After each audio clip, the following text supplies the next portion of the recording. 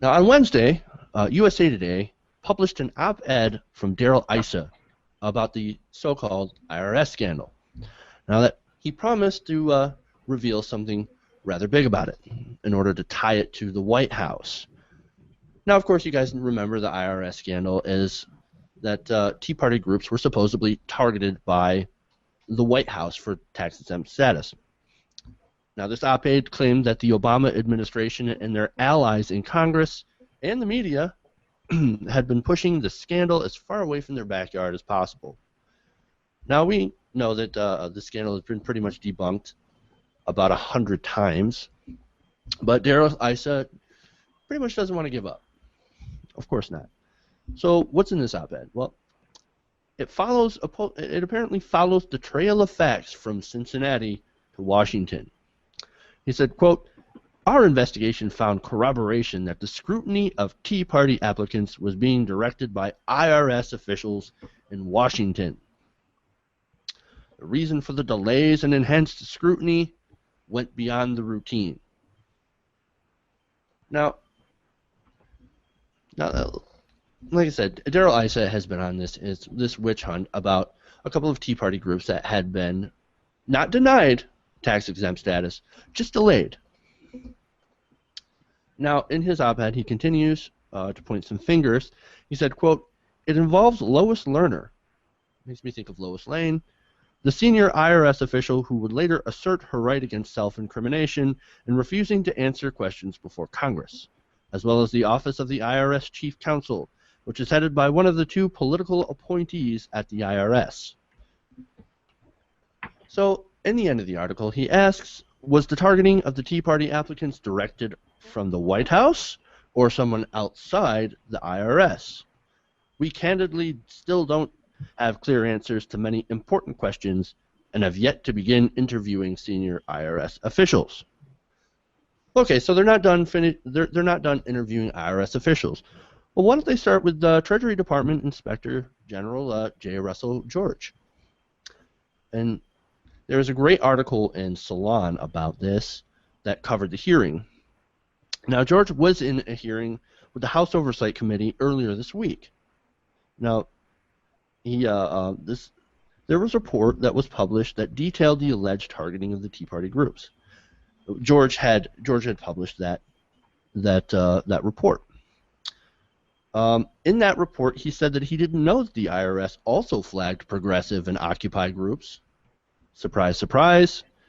In response to basically being grilled during that hearing, George had said, "Well, we just learned about that recently. I didn't know." Huh. Yeah, no, I didn't know that they targeted progressive and Occupy groups. It wasn't me. I got the documents late. Quote, "I am disturbed that these documents were not provided to our auditors at the outset, and we are currently reviewing the issue." So what does that mean? Oops. We left it out on purpose. Now, I don't know for a fact that they left it out on purpose. Maybe they did get the documents late. But come on, man, that's a bullshit story. It just sounds fishy. There were 5 IRS officials at the hearing that also provided no new information. So much for Darrel Issa's big, shocking revelations about the IRS. Not only that, but 2 of those agents said that they saw no political motivation behind the screening. And some Democrats got into it, alleging George, and he's a 2-time Bush appointee, by the way, of leaving out the information about the targeting of progressive groups. She said, quote, "It looks like you only wanted to look for Tea Party groups. I'd say your audit tried to smear or tried to blame someone. I think an 8th grade class who was asked to do an audit would look at both sides." Ouch. An 8th grade class could do better than you. That's pretty harsh. Now remember, George had also told the committee 2 months ago that the IRS hadn't targeted liberal groups, and that there were BOLO lists. Now BOLO is be on the lookout, but he claims he got them too late, like I said earlier. A look at some of the internal emails. 5 8,500 internal email. That's a lot of email. And they looked at those emails and found no indication that pulling these selected applications was politically motivated. So already, man, Darrel Issa he's wasting everybody's time. George had also said that an important data point was not included in his report because his staff told him, and this is according to internal emails, that there was a smoking gun email, and when they failed to find it, he suspected the emails may have been deleted. It's getting fishier and fishier, man. But nonetheless, he says, nothing here changes our conclusion that the IRS engaged in inappropriate behavior, even though we have absolutely no fucking proof. Way to go, George. He stated, saying that even though liberal groups may have been flagged, they were not treated in the same way as the Tea Party groups. Well, why don't we ask a couple of Tea Party groups, actually? Or, I'm sorry, a couple of progressive groups.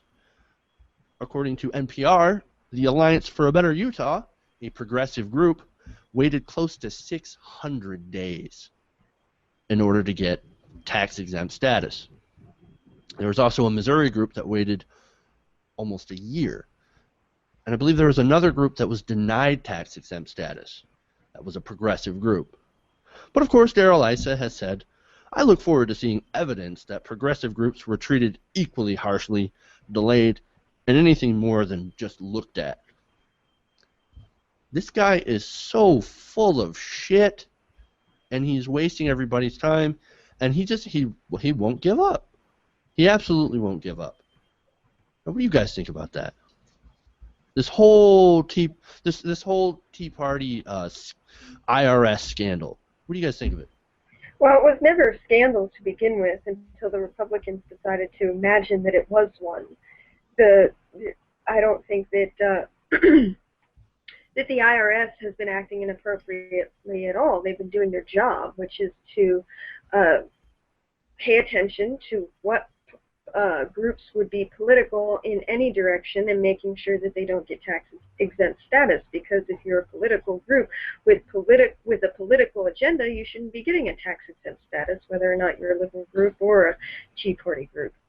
Absolutely. What do you guys think about it? To me, there's two issues in this, and the first is I don't care about Obama. Like, if he was involved, then like whatever, but there's no evidence of that I've seen so far. And the second issue is the reason this really started is because the IRS, somebody in the IRS apologized for targeting these groups. So what basically happened is a whole bunch of people filed for the tax-exempt status after the Citizens United. And in order to sort them, they flagged certain key phrases, and some of them were liberal phrases that were finding out recently. Occupy, and then the Tea Party. Right. Right. And then some of them were associated with conservative phrases. But the IRS did admit that they treated some of those people, liberal and conservative, that filed inappropriately, like giving them unnecessary questions and delaying them and yada, yada, yada. And people say that's no big deal, but I mean, have you ever filled out your tax form? Everything you answer to the IRS is under penalty of law. So if they're asking you a laundry list of unanswerable questions, then they could always go back later and prosecute you. So that's where the scandal is. As far as the White House, as far as the White House targeting groups, there's no evidence of that I've seen. Maybe there is, but I'm pretty sure there isn't. But they did inappropriately treat groups, and it doesn't really matter if they were liberal and conservative, or liberal or conservative. None of that matters. If they gave them more forms and more paperwork than they were supposed to give them, then that's the scandal. But it's not like Obama was like directly targeting them. Yeah, the big problem here, and you're right that they did treat both groups, inappropriately, and I'll agree with that. But I think the whole overarching problem of this whole thing is the fact that Citizens United, without Citizens United, there wouldn't be this problem. Well, yeah, and basically the only controversy that there is that, they bog people down in paperwork on both sides, and that's what the IRS does. So again, I don't really consider it much of a scandal. The bureaucracy overburdening human beings with too much paperwork. That's old news. And when it comes to Darrel Issa, he's just trying to make a political show out of it, as But- usual. Instead of getting things done, he's just trying to play politics with this, and wasting our time.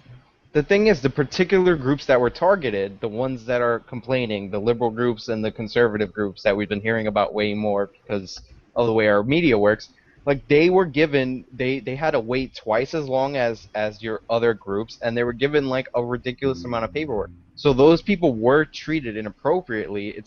It's not like, but it's not the scandal that they make it out to be, is what I'm saying. Well, the real scandal, I think, is the fact that a lot of these groups that say they're social welfare groups, which is how you get tax-exempt status, is you claim to be a social welfare group, are not actually social welfare groups. They've been doing nothing but running political ads. Now, they're not endorsing any candidates, of course, but they're sinking money into political ads. But that's two different issues. We all know the 501c4s. But it is the same issue, I think. No, but the thing is basically the same issue, because that would give them reason to give certain groups more scrutiny than others. Even if it turns out that that group isn't like that, there are still many groups trying to pass themselves off as social welfare groups that aren't actually social welfare groups. The reason I'm saying it's two different issues is because we all know that these groups are bullshit, right? But according to the law, they can file for this tax-exempt status. Now, and the scandal is like groups like Karl Rove's groups. You ever heard Karl Rove complain about being targeted? He got sailed right through because he's an establishment guy. Because he's Karl Rove. And other groups were treated worse. And if you think about it, shouldn't you flag a group with a guy who was literally in the Bush administration more than random groups that have Tea Party phrases? Well, what groups that were particularly given more paperwork? It was particularly groups like the Tea Party, Occupy, and so forth. The large establishment like American Crossroads and Crossroads GPS, which is a super PAC and a 501c4 by Karl Rove, were just quickly shuffled through. Exactly, and the thing you have to realize is, you agree or disagree with Citizens United, but most in the elections where these kind of groups spend, it's usually to unseat an incumbent. So it's really like, if there was any conspiracy, it would be the Democrat and Republican establishment, because you had the Bush people conspiring to get rid of the primary challengers, because that's where the Citizens United and the super PACs impact the elections. They're not there. The establishment guys have no problems raising money. It's for somebody else who, if you're trying to get rid of somebody in the seat, like, and bring new people in. So that would be the only thing that would... So you said the IRS is pro-establishment? Wait. The IRS is the establishment.